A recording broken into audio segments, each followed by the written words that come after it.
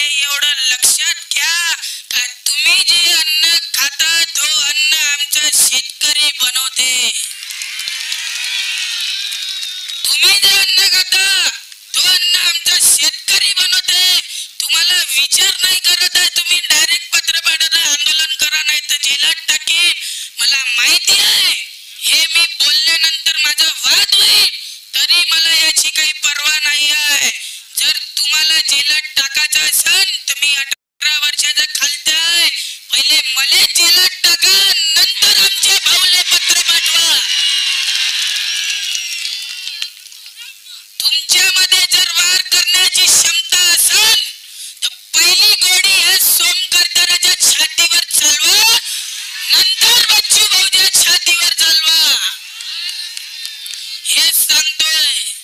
आणि हे 1500 रुपयाचा चॉकलेट देणारे जे लोक आहे, आश्वासन देणारे मुख्यमंत्री साहेब, तुम्हाला म्हणे कर्जमाफी देतो असं अंडी पाजली,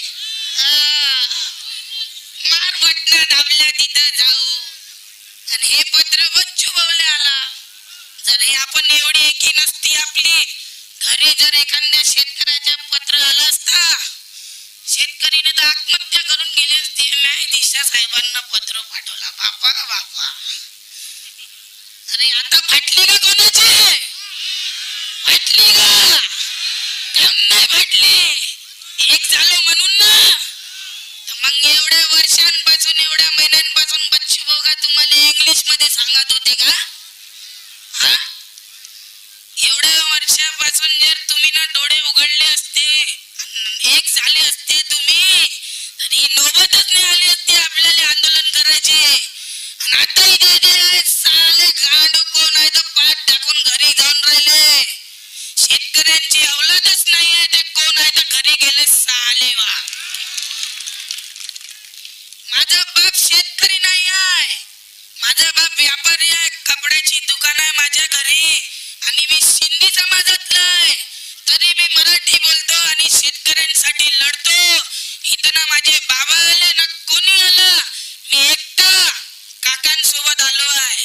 काकांना मी ना आर्मी मध्ये म्हटलं होतं, काका मी उद्या येऊ की तुमच्या सोबत चालू. काकांना मला वाटलं तू म्हणे उद्या आहे म्हणे, खायले म्हणे आता येते म्हणे एवढा गर्दीत म्हणे.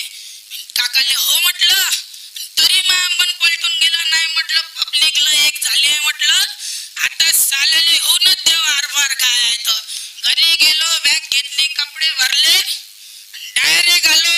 काका आलो म्हटलं, शेतकरी की लढाई आहे, इसमें सबको एक होना पडेगा, सबको. आणि जे जाती वाताचे भांडण करून तुम्ही जे आमच्या लोकांना फसवतात, असं करण्यानं चालणार नाही आहे. आणि तुम्ही का आम्हाला 1500 रुपयाचा भीक देता? आम्ही ना, आम्हाला जर तुम्ही ना योग्य भाव दिला आमच्या मालाले, आम्हाला कर्जमाफी दिली, आम्ही शेतकरी लाडका भाऊ योजना काढू आणि सरकारले 2500 रुपये महिन्याची देऊ.